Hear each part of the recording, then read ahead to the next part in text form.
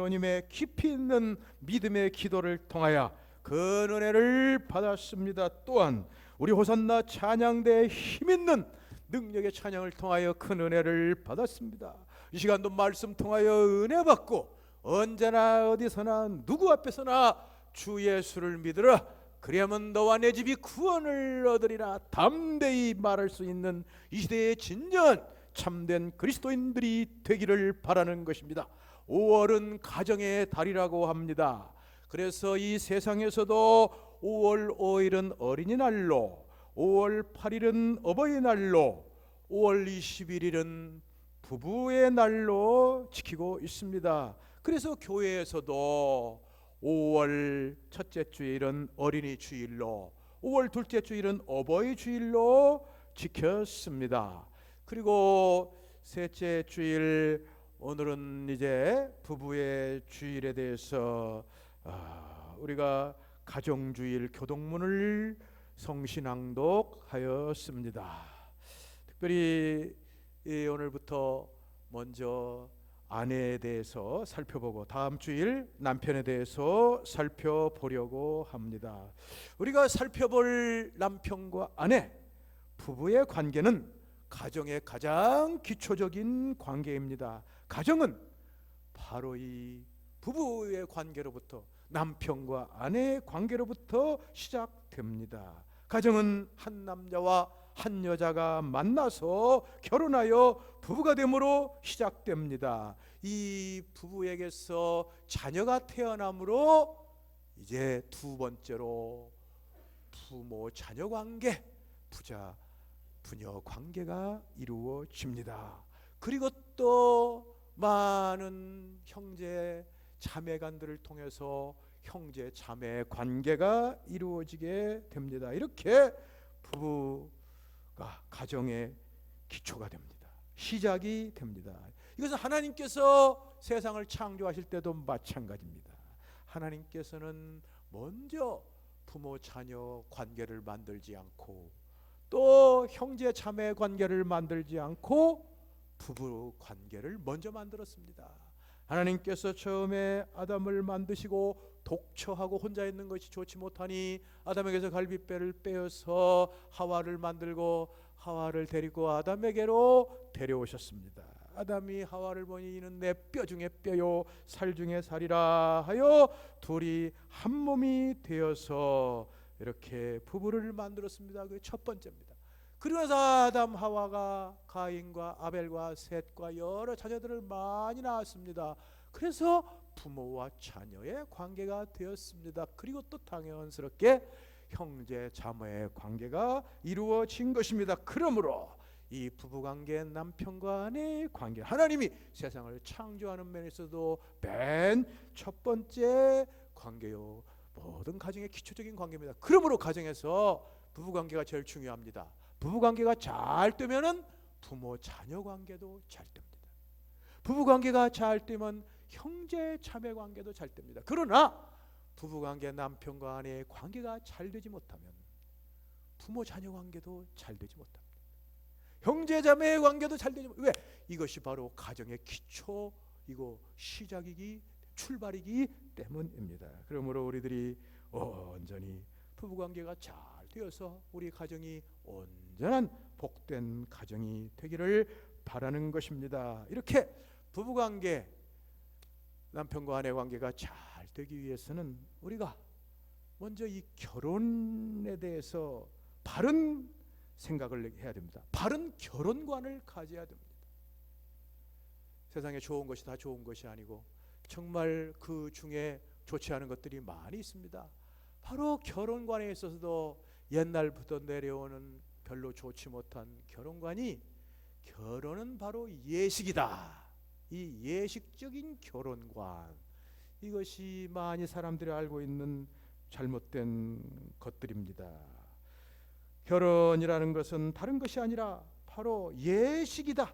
결혼은 예식을 올림으로 성립하고, 결혼에 있어서 중요한 것은 결혼 예식이라는 이러한 생각입니다.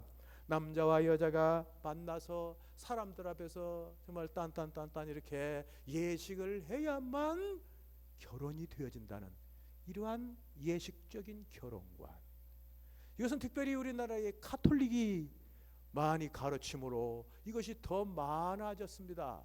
더 극대화됐습니다. 가톨릭은 결혼을 성례로 높여서 가르칩니다. 이 가톨릭은 7성례가 있는데 우리가 갖고 있는 2가지 성례, 세례와 성찬 외에도 5가지 성례가 더 있습니다. 바로 견진성사, 또 병자성사, 성품성사, 고해성사, 결혼, 혼인성사. 이 혼인성사가 이렇게 성례로 높여지기 때문에 결혼이라는 것은 이렇게 성례로, 예식으로 생각하는 것들이 많이 영향을 미치고 있습니다. 이 결혼이라는 건 예식을 해야 된다. 예식이 결혼이다. 여기에 대해서 반발로 나타나는 것이 법적인 개념입니다. 결혼은 예식이 아니라 법적인 것이다는 것입니다. 이렇게 결혼의 실제적인 것인데 예식한다고 무슨 필요가 있느냐? 결혼은 법적으로 동사무소에 가서 부부가 혼인신고를 해야 진짜 결혼이 되는 것이다. 이것이 사회적으로도 인정받는 결혼이고 이것이 실제적으로도 필요한 것이다 해서 나온 것이 바로 법적인 생각입니다. 이것은 예식적 결혼에 대한 반발로서 나온 것입니다. 그러나 이것도 성경이 가르치는 결혼과는 아닙니다. 그렇다면 성경이 가르치는 바른 결혼과는 무엇입니까? 그것은 결혼은 신비한 연합이라는 것입니다. 바로 그리스도와 교회가 머리와 몸으로 연합되듯이 남편과 아내와 머리와 몸으로 신비하게 연합되는 것, 그것이 바로 성경이 가르치는 결혼입니다. 이것이 바로 에베소 5장에서 바울 사도가 우리에게 가르치는 것입니다. 결혼은 예수님이 교회의 머리가 되고 교회가 예수님이 몸이 되어 연합되는 것처럼 남편이 머리가 되고 아내가 몸으로 연합되는 것이라는 것입니다. 오늘 본문 말씀 23절의 말씀, 이는 남편이 아내의 머리됨이 그리스도께서 교회의 머리됨과 같음이니 하는, 이것이 바로 성경에서 가르치는 신비한 연합으로서, 머리와 몸의 연합으로서의 참된 결혼관입니다. 이렇게 그리스도에 대해서 말하고 교회에 대해서 말하면 많은 사람들이 야, 교리를 말하는구나, 교리로 들어가는구나, 어렵구나 하는 생각을 하게 됩니다. 정말 이 바울의 말을 받는 에베소 교인들은 얼마나 어려웠을까 생각도 합니다. 그러나 그렇지 않습니다. 걱정할 것이 없습니다. 이것은 교리이지만 이 편지를 받는 에베소 교인들은 이미 이러한 교리에 대해서, 그리스도와 교회의 관계에 대해서 이미 다 알고 있습니다. 벌써 1장에, 에베소 1장에 바울 사도는 이 그리스도와 교회에 대해서 벌써 말씀을 가르쳤고 그들은 다 깨닫고 있습니다. 바울은 에베소 1장에 에베소 교인들이 하나님의 능력의 지극히 크심을 알기를 기도하고 있습니다. 그 기도하는 중에 이렇게 기도합니다. 그 능력이 그리스도 안에서 역사하사 죽은 자들 가운데서 다시 살리시고 하늘에서 자기의 오른편에 앉히사 그를 만물 위에 교회의 머리로 주셨느니라. 교회는 그의 몸이니 만물 안에서 만물을 충만하게 하시는 자의 충만이니라. 바로 예수님이 교회의 머리요, 교회가 예수님의 몸이라는 것을 이미 가르쳐 놓았습니다. 뿐만 아니라 4장에서도 교회에 대해서, 예수님에 대해서 가르쳐 주었습니다. 4장에서 바울은 말하기를 사랑 안에서 참된 것을 하여 범사에 그에게까지 자랄지라. 그는 머리니 곧 그리스도라.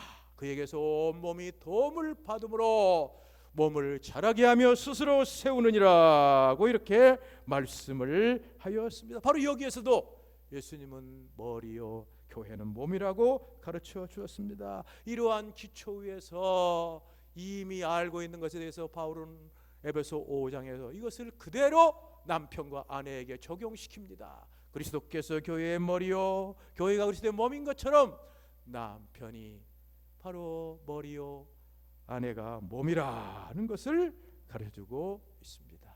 남편이 아내의 머리됨이 그리스도께서 교회의 머리됨과 같다. 그러니까 에베소 교인들은 이 말씀을 잘 쉽게 잘 알아들었던 것입니다.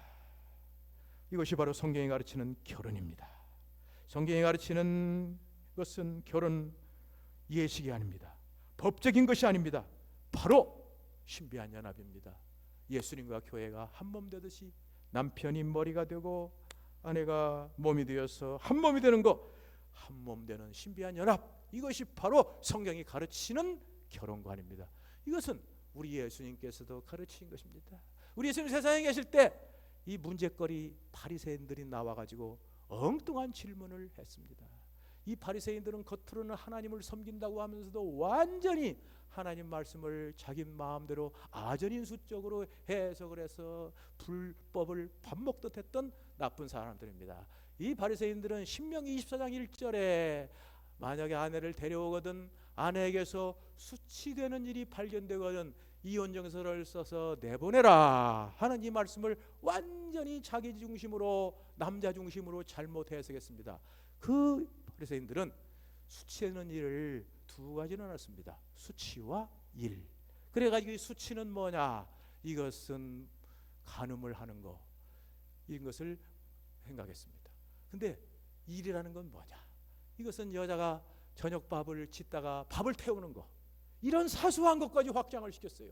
그래가지고 트집을 잡아가지고 수치스러운 일이라고 해가지고 다 이혼을 시키고 또 여자를 맞이해가지고 이렇게 사는 이 나쁜 바리새인들이 예수님께 질문했어요. 주여, 아내에 대해서 이혼하는 것이 옳습니까? 그때 예수님께서 하신 말씀이 바로 이것입니다. 하나님께서 부모를, 남자를 만들고 남자가 부모를 떠나 여자와 합하여 한 몸이다라고 가르쳐 주었으니 하나님이 짝지어 주신 것을 사람이 나누지 못할지니라. 이렇게 예수님께서도 한 몸으로 연합한다는 가르쳐 주었습니다. 바로 바울이 남편과 아내가 그리스도와 교회가 연합되듯이 한 몸 되는 것처럼 예수님께서도 사람이, 남자가 부모 떠나 아내와 합하여 한 몸 된다는 이 진리를 가르쳐 주셨습니다. 정말 이 진리를 온전하게 바로 가르침을 받을 때 정말 이 많은 이혼이 없고 온전한 승리 역사가 이루어질 것입니다. 우리나라도 바로 이것만 바로 가르쳤다면 결혼이라는 것은 하나의 예식이 아니고 결혼이란 하나의 법적인 것이 아니라 신비한 연합이다. 이렇게 예수님, 머리 되신 예수님과 교회가 연합되듯이 남편과 아내가 머리와 몸으로 연합되는 것이다. 이것을 알았더라면 정말 이혼이 많이 없어질 것입니다. 그러나 불행스럽게도 우리나라에는 이혼율이 높은 나라입니다. 아시아에서 1위입니다. 1등을 해도 좋은 쪽으로 1등을 해야 되는데 이혼율 1등, 참 부끄러운 1등입니다. OECD 국가 중 9번째, 9번째입니다. 부부 결혼하면 3쌍 중 1쌍이 이혼을 하는 이러한 비참한 참담한 가운데 있습니다. 이혼 공화국이란 말이 공공연하게 떠도다닐 정도 심각한 수준입니다. 문제는 사회야 그렇다 치더라도 교회 안에도 이런 이혼 너무나 많다는 것입니다. 의정부에 여기 참 오래된 교회이고 유명한 교회인데 그 목사님이 대놓고 저한테 말씀을 했습니다. 목사님, 저는 예배 볼 때 이혼 설교를 못합니다. 예배 볼 때 이혼한 사람들이 많이 앉아 있는데 어떻게 이혼 설교를 합니까? 내 속으로 야, 밥벌이 목사구나. 할 말을 못하는, 그 짓지 못하는 개와 같은 그 정말 비참한 목사구나. 그러면서도 야, 이렇게 교회에 그렇게 이혼이 많다는 건 정말 심각한 문제다.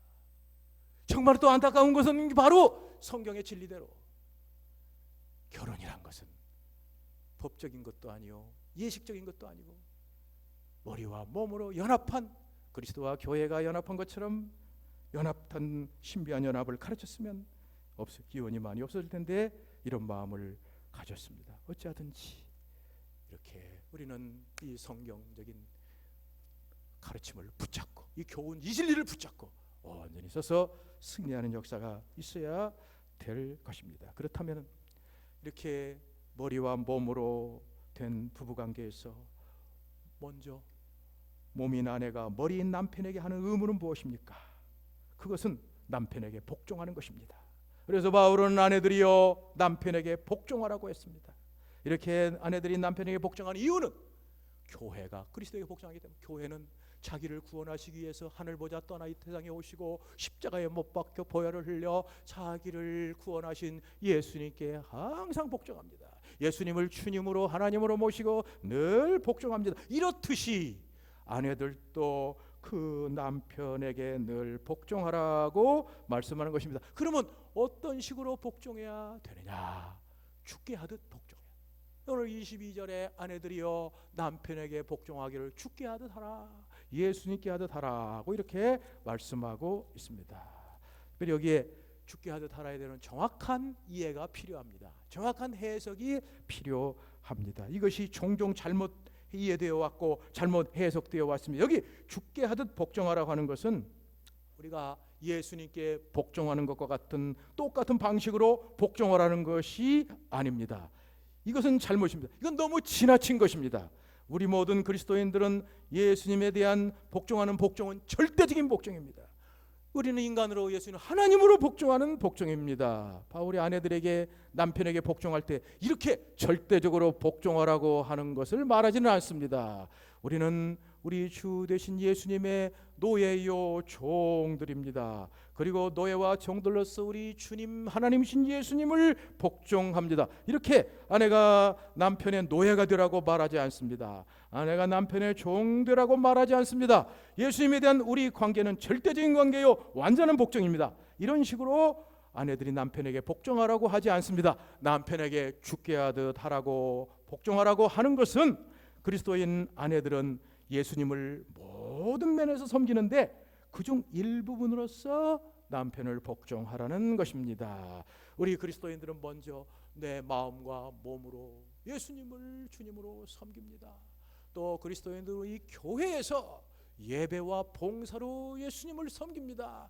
그리스도인들은 또 사업과 직장에서 죽게 하듯 일하면서 예수님을 섬깁니다. 우리 그리스도인들은 국가에서 애국 시민으로서 국민의 의무를 하면서 왕 되신 예수님을 섬깁니다. 이런 하나의 부분으로 가정에서 아내들이 남편에게 복종함으로써 예수님을 섬긴다는 바로 그 뜻입니다. 그러므로 주께 복종하라는 것은 전적으로 남편에게 모든 복종을 다 하라는 이런 것이 아닙니다. 일부분으로서 온전하게 복종하면서 예수님을 기쁘시게 하라는 것입니다. 우리가 이렇게 그리스도인으로 사는 것이 예수님을 기뻐하게 하는 것이고 그리스도인들의 행실이고 그리스도인들의 모습이기 때문에 이렇게 복종하는 것입니다. 우리 그리스도인들은 세상에 뭐라든지 간에 온전히 죽게 하듯 복종하라고 하신 말씀을 합니다. 예수님께 복종하는 그 일부분으로서 가정에서 남편에게 복종함으로써 온전히 세상 사람과 구별되고 어두운 가운데 빛된 우리가 돼야 됩니다. 세상은 점점 잘못되어 가고 있습니다. 여권 신장 운동, 여성 해방 운동, 여권 운동들이 너무 지나쳐서 지금은 완전히 잘못된 길로, 혼란한 길로 가고 있습니다. 세상의 아내들을 보십시오. 남편들에게 복종하지 않고 아내들이 제멋대로 살고 자기 고집을 부립니다. 결국 가정이 혼란하고 잘못되는 것이 오늘날 가정의 모습입니다. 이런 가운데서 예수 믿는 아내들은 남편에게 죽게 하듯 복종합니다. 이런 모습을 보고 이 사람들이 봅니다. 이게 뭐야? 당신들은 왜 남편에게 복종하지? 그 이유가 뭐야? 이런 말을 듣게 됩니다. 그때 그리스도인 아내들은 내 천성이 그래서, 내 성질이 그래서 복종하는 것이 아니라 바로 나의 주 예수님의 뜻이니까 복종하는 것이야. 이렇게 함으로써 우리가 그들에게 복음을 전하는 기회를 가지는 것입니다. 나는 여러 번 말씀드리지만은 오늘날에 정말 이 수많은 복음 전도 방법, 참된 방법이 너무 없어집니다. 그냥 세상과 별로 다를 것 없는 이러한 물량적인 외적인 복음 전도, 이거 지향하고 이제는 정말 참된 복음 전도, 그 뭐냐? 아내들이 남편에게 복종하기를 죽게 하듯 하는 가운데 아름다운 향기를 날려서 이 모습을 보고 정말 예수 믿어야 되겠다, 이렇게 복종하는 놀라운 일이 우리에게 있어야 될 것입니다. 그렇다면 이제 구체적으로 아내들이 남편에게 복종하는 것은 무엇이냐? 먼저 부정적인 면에서 아내는 자기 혼자 독립적으로 행동하고 결정해서는 안 된다는 것입니다. 남편과 상의하지 않고 자기 혼자 결정하고 행동해서는 안 된다는 것입니다. 이것은 몸으로 볼 때 완전히 병든 몸입니다. 잘못된 건 뭘로 잘못됩니까? 바로 경련 나는 거. 경련. 우리 몸에서 문제는 모든 몸은 머리에서 지시를 받아서 다 움직이고 이렇게 일을 합니다. 근데 갑자기 머리에 지시도 안 했는데 갑자기 손이 떨려. 아이고. 머리에 지시도 안 했는데 갑자기 그냥 입이 그냥 막 실룩실룩 그냥 갑자기 난데없이 그리고 그냥 막 살이 막 덜덜 떨리. 경련 나는 이런 병이라는 것을 알아야 돼.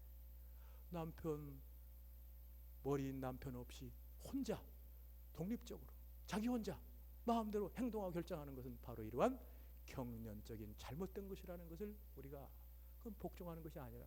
그 다음에 두 번째 또 더 나아가서 이 잘못된 것은 남편의 말을 하면은 그 말을 듣지 않고 거기에 대해서 아무것도 하지 않고 그냥 행동을 멈추고 버티고 있는 거, 그냥 가만히 있는 거, 부동자세로 있는 거. 남편이 말을 할 때 아무것도 하지 않고 가만히 있으면 이것도 안 됩니다. 이것도 병입니다. 우리 몸에 볼 때 무슨 병입니까? 중풍. 중풍 환자 보십시오. 머리에서 팔 보고 움직여라, 올려라. 머리에서 올리라고 하는데 안 올라가. 머리에서 다리를 걸어, 앞으로 발 올려, 안 올라가. 중풍 걸린 거예요. 남편이 하라고 그러면 그대로 하고 따라하고 해야 되는 것이 바로 복종입니다. 그러면 진짜 참된 죽게 하듯 복종하는 것은 무엇인가? 이것은 바로 완전히 자기 혼자 하지 아니하고 머리인 남편과 상의해서 협력해서 하는 것입니다. 침대 복종은 뭔가? 모든 것을 남편이 하라고 할 때 그대로 하면서 같이 행하는 것이 복종입니다. 그러므로 그리스도의 아내들이 하는 복종은 우리 몸과 똑같아요. 진짜 건강한 몸은 머리에서 늘 함께 합니다. 머리와 함께 머리의 지시를 받아 합니다. 뿐만 아니라 머리가 지시를 내리면 바로 행합니다. 이렇듯이 모든 것을 남편과 함께, 남편과 상의해서, 즉 남편의 주도권을 인정하면서 남편의 머리됨을 인정하면서 행하는 것이 바로 우리 그리스도인 아내들입니다. 지혜로운 아내들입니다. 이렇게 모든 것들을 머리인 남편을 세워주면서 모든 것을 협력하여 행동하며 온전히 잘 하는 것이 바로 그리스도인 아내들의 모습입니다. 이러한 지혜로운 모습들이 그리스도인 아내들의 능력이요, 특권이요, 영광이, 이것이 세상 여자들을 완전히 쓰레기로 만들어버리는, 세상 여자들 제멋대로 행하고 그 남편을 무시하고 자기 고집대로 하는 이런 것들이 잘못됐다는 것을, 그들에게 완전히 잘못됐다는 것을 심판하는, 그것을 말해주는 능력입니다. 바로 이러한 능력으로 그리스도인 아내들은 온전하게 삽니다. 그리스도 아내들은 할 수 있습니다. 왜?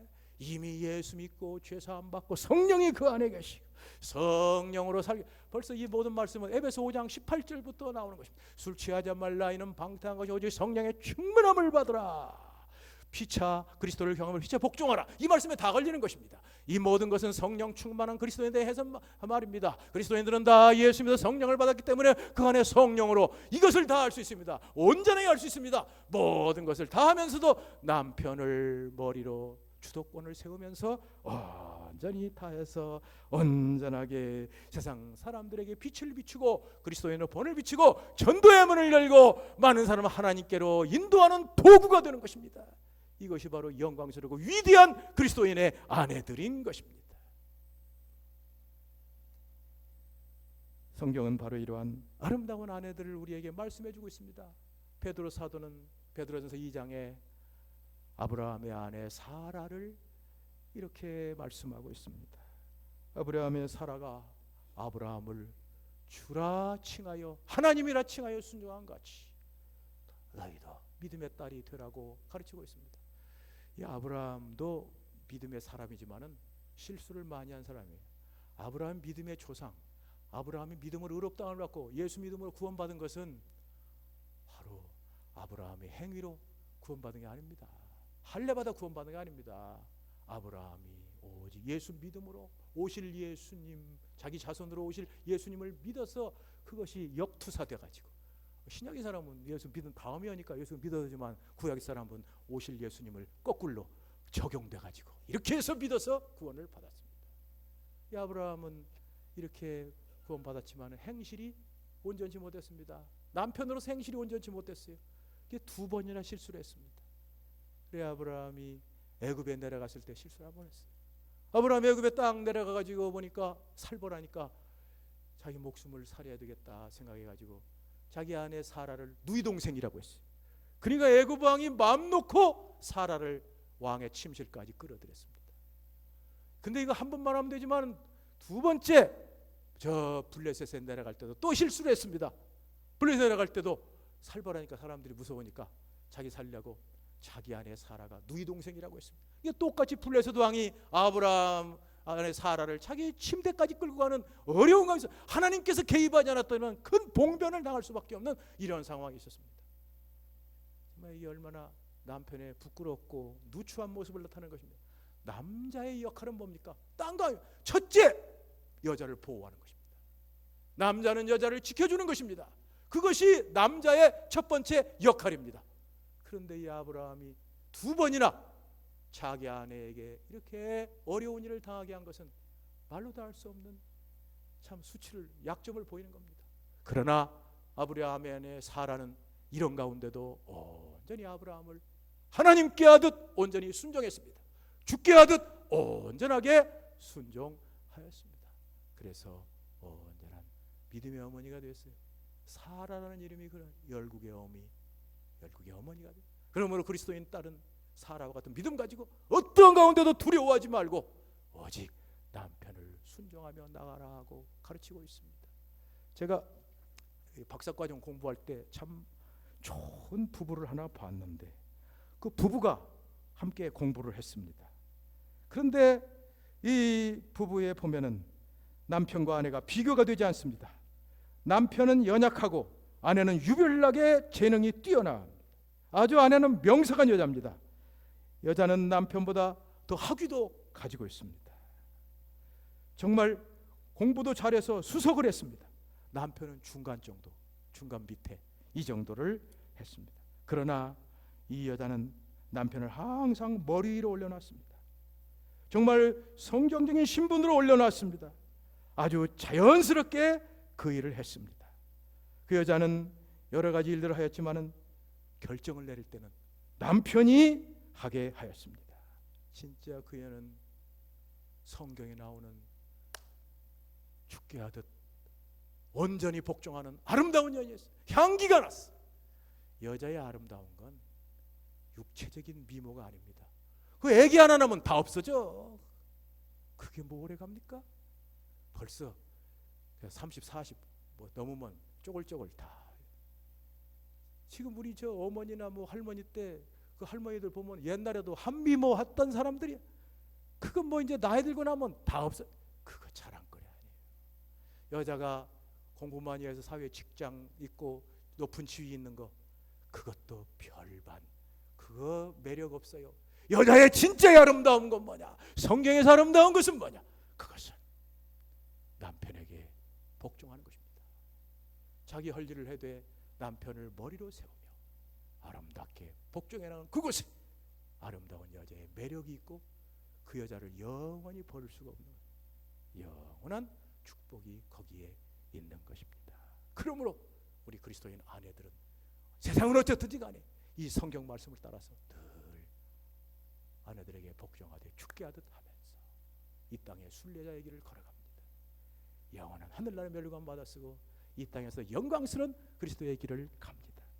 이따 부를 찬송가 605장에 보면 3절에 정말 아름다운 가사가 나오고 있습니다. 아버지여, 우리들의 기도하고 바람은 저들 부부 세상에서 해로하게 하소서. 이 두 사람 감화하사 항상 주를 섬기며 이 세상을 살아갈 때 행복하게 하소서. 아버지여, 우리들이 기도하고 바람은 저들 부부 세상에서 해로하게 하소서. 이 두 사람 감화하사 항상 주를 섬기며 이 세상을 살아갈 때 행복하게 하소서.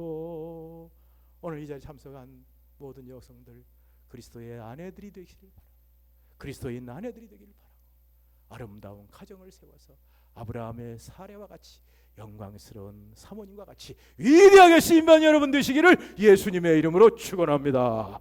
주님 감사합니다. 오늘도 함께 하시고 이렇게 말씀 주셨사오니 이 말씀 우리 말씀 되게 하여 주시옵시다. 특별히 우리 교회에 있는 모든 여성 성도들 그리스도인은 아내들 다 되게 하여 주셨소. 남편에게 복종하기를 죽게 하듯 하여 아브라함의 아내 사라와 같은 향기가 날리게 하여 주옵시고, 가는 곳마다 복음이 전되게 하여 주옵시고, 하나님 나라 세워지고 마귀 나라 물리치고 할렐루야 승리가 울려 퍼질 줄로 믿사옵고 예수님의 이름으로 기도하옵나이다. 50장 부르며 헌금 드리겠습니다.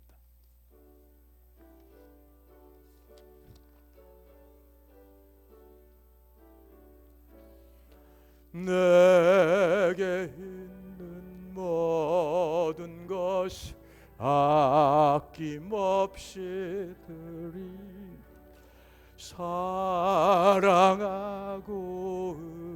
의지할 주만 따라 살리라. 주께 드리네